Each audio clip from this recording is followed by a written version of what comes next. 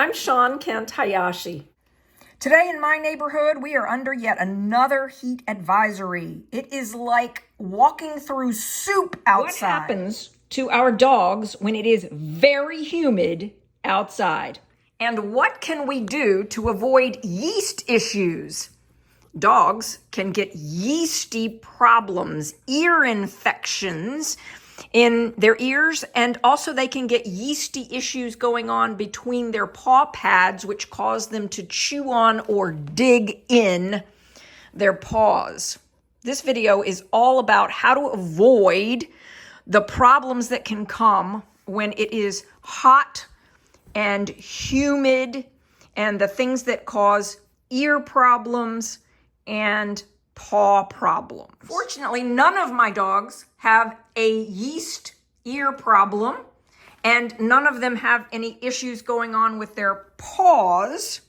So I'm going to show you exactly what we're going to do here to avoid hot spots, yeast issues, paw problems, any of those things that can happen when a dog is out in heat and humidity. First, join me in a conversation with Dr. Geller. Dr. Samuel Geller from Quakertown Vet Clinic addresses this issue with me, and then I'll show you some of the things that we do here at SVCC Toy Schnauzers to be very proactive and take super good care of our dog's ears and paws. Asking Dr. Geller about yeast and what happens, and we are in a heat advisory here with incredible humidity. And I was talking about the fact that sometimes dogs who are left out in heat and humidity develop yeast infections in their ear. And he's showing me here what's happening in that yeast infection in the ear and why I'm encouraging you to make sure you don't leave your dogs out in hot, humid weather. Here we go. So every dog's anatomy, whether you're a stand-up ear or a floppy ear dog, is this type of anatomy. You have the horizontal ear canal, you have the vertical ear canal. Now in people world, we only have this. So you imagine wax, dirt, debris has to, in a human, goes here and then falls out. In a dog, it's a little more interesting. It goes here, now it has to go uphill.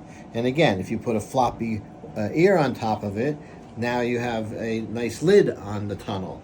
Now, some breeds, like Schnauzers, God bless them, have hair in the canal.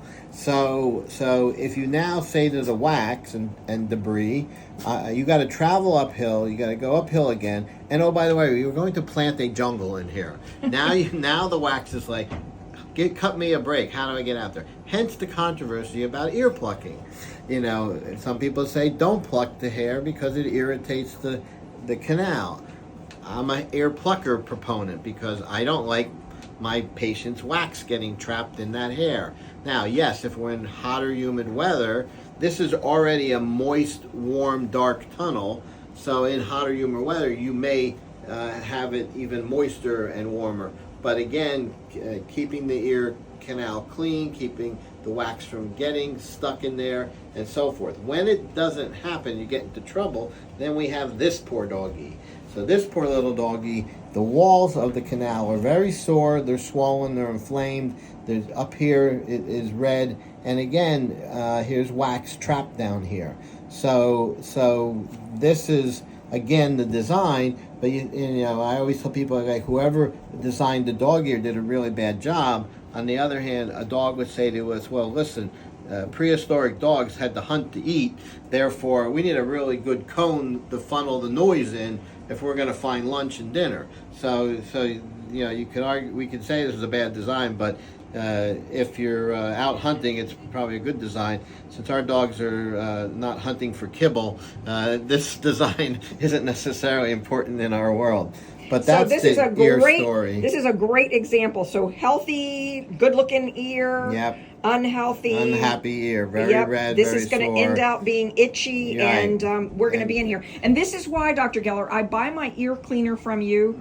I also have products that you've advised me to get that help me make sure we keep our dog's ears super clean. Right. And so every week we clean our dog's ears, And in this kind of hot and humid weather, if they're going to be outside at all, we're going to make sure we're also cleaning the pads of their feet with chlorhexidine and the inside of their ear. Thank you so much, Dr. Geller, for helping me make sure I keep my puppies healthy. This cutie pie is Honeybee, and I want to show you what the inside of Honeybee's ear looks like. We keep our dog's ears plucked and cleaned out. So we regularly will sort of reach into the ear and grab out any hair that is there.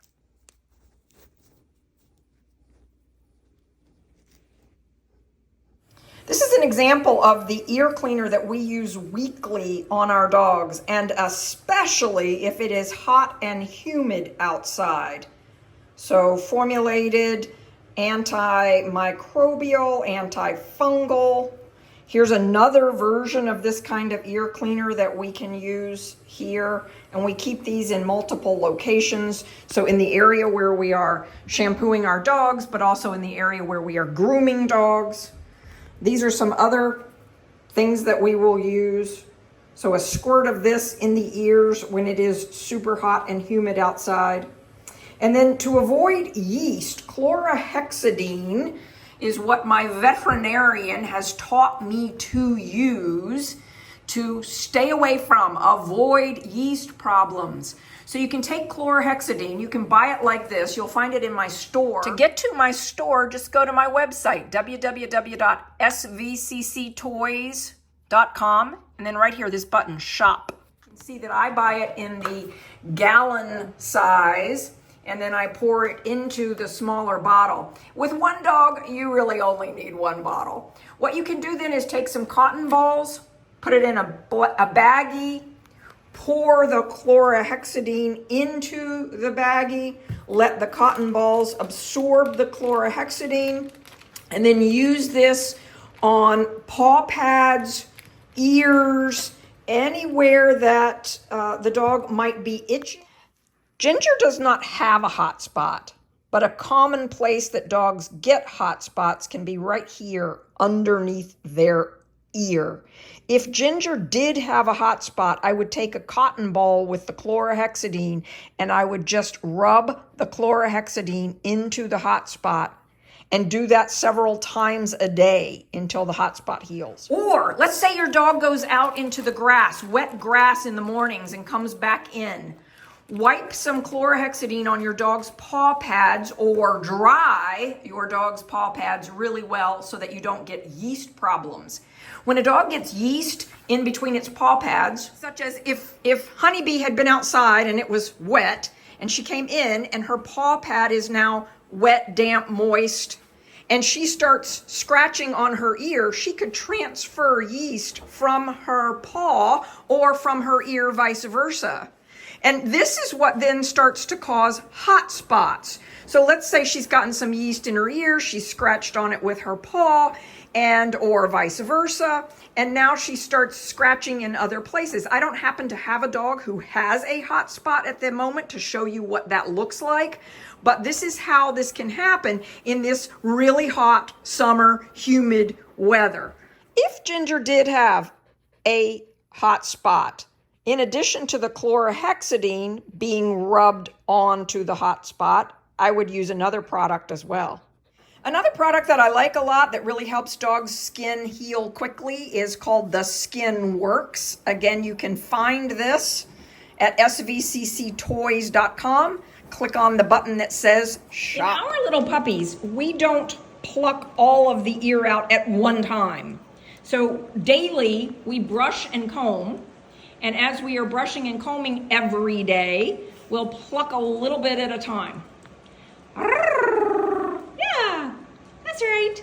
Yes, we pluck a little bit of your hair at a time, right out of that ear. One more editorial comment. So when we're talking about hot, humid weather, heat advisory, where that comes into play is exercise and activity outside. So it is very, very wise to go for longer and more involved walks at dusk and dawn. If we're going out to the potty at noon, it's a potty break, and sniff around a little bit, and once you come into the air conditioning, We're not going to play ball. We're not going to play frisbee, because that's how we do see heat strokes. If you own a pushed-in nose dog or a brachiocephalic breed, that take what I just told you, multiply it by 1,000 in the importance, because those dogs, when they pushed their noses in, made their cute little faces, they have altered the ability to cool oneself, and if there's ever a crisis, it's those brachiocephalic breeds that get in trouble way faster than a regular, not swooshed in nose breed. Luckily, the Schnauzers are not that way. But again, I would play ball at 5 or 6 a.m. I would not be playing ball at noon. And that's really, we hate seeing heat stroke dogs. Yeah, and you've brought up such a great point, and this is why I say I'm a breeder for the modern world. I am breeding dogs that do not have any of those wonky kinds of things going on with them, so that we don't have to worry about folds in skin and pushed in noses and such. But we still do need to do what we can to take great care of ears and paws and so forth. So thank you, Dr. Geller, and your team. And by the way, we are in a very rare moment here. You know what that is? There are 4 redheads in the room at the moment. Woohoo! When my girls are out to do their business, I let them out. I keep an eye on them. They do their potty, and then I bring them right back in. My friend Amy Leigh, the Go Groomer, just recently created a video called Summer Clips. Are they safe? Why you shouldn't clip your dog's fur too short in the summertime. If you haven't watched that video yet, I highly recommend it. This is my YouTube channel. And on my channel, I have lots of playlists. Would you please put a comment below about any playlists that you would like us to add to our channel? Your questions help us determine what videos to make next. If you have enjoyed this, please give it a thumbs up, and we'd love a comment with at least 5 words. YouTube needs 5 words in your comment in order for YouTube to count it. Thank you so much.